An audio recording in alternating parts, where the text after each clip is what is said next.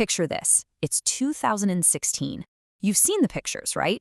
Dubai at its absolute glittering peak, a city of just impossible wealth and ambition. But, beneath that perfect skyline, the super powerful Al Mansuri dynasty was sitting on a secret so dark it was basically a time bomb. This is the story of a family curse, and how all the money in the world couldn't stop it. So yeah, a 72-hour honeymoon on a private island ends with a bride's body on the floor. It's the stuff of nightmares, right? It was a fairy tale that just completely imploded into a horror story. The headlines, of course, were absolutely shocking. But what we're about to unpack, well, let's just say those headlines didn't even come close to the real story. The truth was way, way more disturbing than anyone could have guessed. Because that's the whole point. This wasn't some sudden, spur-of-the-moment thing. Not at all. What happened on that island was inevitable. It was the final, explosive chapter of a tragedy that had been rotting away just under the surface for years. And it was all built on this toxic mix of shame, lies, and a desperate, obsessive need to keep up appearances. Okay, so let's get into it. To really get what happened, we have to understand the guy at the center of it all, Faris Al Mansuri. This is the heir to a billion-dollar fortune. On the outside, he's got it all, looks like a prince straight out of a movie. But underneath that perfect image, the designer clothes, he was a man who was just being eaten alive by this deep psychological wound. And here it is. This was his curse. Severe oligospermia. In a culture where everything, and I mean everything about a man's worth is tied to having heirs, to virility, this diagnosis, it wasn't just a medical problem. It was a brand. It basically labeled him as completely inadequate, a failure, not just to his family, but to his entire world. And this feeling of shame just got hammered into him over and over again. You can see the pattern here, one failed engagement after another, and each one was this huge public humiliation. I mean, the excuses were always so polite, right? Complications, study abroad, finds religion, but the real message was loud and clear, and it was brutal. Every single time it happened, it just twisted the knife a little deeper, turning what was once embarrassment into this paranoid, burning rage.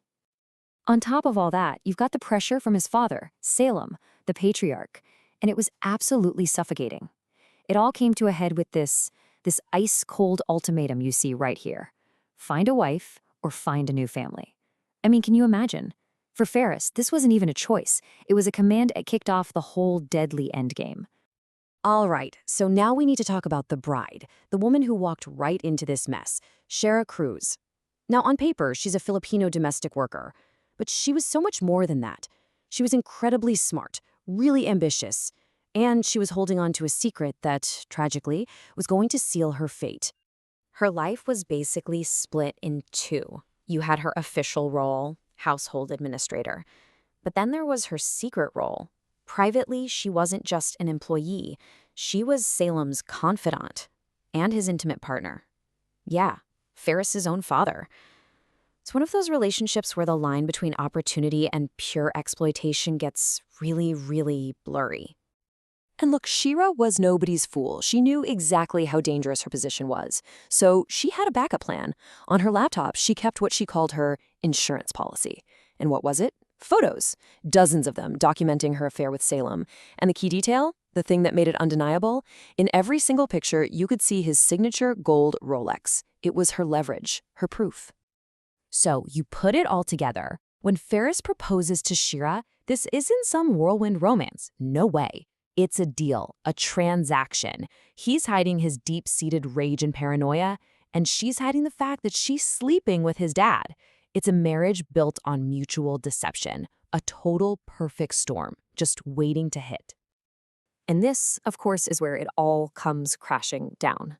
We're back on that private island, a place that's supposed to be paradise, built for privacy and isolation, but for Shera, it was about to become a prison she could never escape.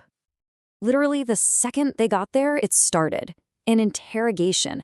For 2 days straight, Faris just relentlessly grilled her about her past. His paranoia was just off the charts, quickly boiling over into full-blown rage. She was exhausted, she was terrified, and she finally took some sleeping pills just to get a moment of peace. And that was the opening he needed. While she was out, he got into her laptop. He was on a mission, just digging through her files for hours, convinced she was hiding something from him. And then he found it, tucked away on the hard drive, a folder with a simple, innocent name, Memories. But what was inside was anything but. And there it was, photo after photo of Shara, with his father, Salem, right there in the family compound. And the proof, that gold Rolex, just shining in every shot.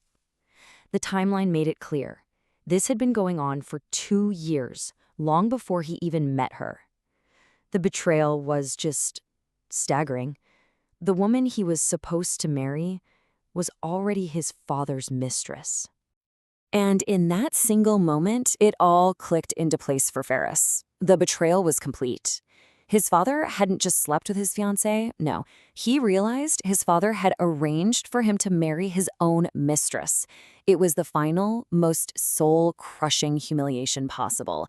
And it just completely shattered him. What followed was fast, and it was brutal. So when Salem gets that phone call, you can imagine the shock. But it didn't last long. It was immediately replaced by this cold, calculating survival mode. The family's crisis team, we're talking top-tier lawyers, PR gurus, the whole shebang, they were activated. Their job? To pull off one of the biggest, most expensive cover-ups the city had ever seen. And their plan was just ruthlessly efficient. Step 1, craft the story. A tragic accident. Step 2, get the son out of the picture. Ferris was on a plane to a Swiss psychiatric facility before anyone could even think about questioning him. Step 3, sanitize everything. The entire villa was forensically cleaned. Step 4, manage the official story. Police reports, the medical examiner, they were all influenced. And finally, step 5, silence the victim's family with a huge payout. So you end up with 2 totally different stories. The official story, the one that goes to the media, a sad, tragic accident. But the whispered truth, the one that spread like wildfire through Dubai's elite circles, and especially among the community of domestic workers, they knew. They knew it was murder, and they knew the family was throwing money at it to make it all go away. But here's the thing about a lie that big, right? You can't contain it. Not forever. No amount of money is enough. The cover-up was good. It erased the physical evidence, sure, but it couldn't erase the truth. And the fallout for the Al-Mansuri family was total. Suddenly, massive business deals are just canceled. The family becomes social poison. They're ostracized, kicked out of the inner circle. The Al-Mansuri name, which used to mean power and respect, now it just meant scandal. The whole thing fell apart with breathtaking speed. Think about this. 18 months. That's all it took. An empire that took 3 generations to build was just gone. Wiped out in a year and a half. All that power, all that money, just vanished. Crushed under the weight of what they did. And the final chapter for everyone involved is just bleak. Salem, apparently eaten by guilt, drank himself to death. Died all alone. Ferris, he's still in that Swiss facility, his mind just gone. Shattered beyond repair is the quote. And the empire, the tower, the private island, all of it sold off. The family name now only exists on old business records and court documents. So what's the big takeaway here? This wasn't just about one man's rage. Shara's death was the product of a whole system.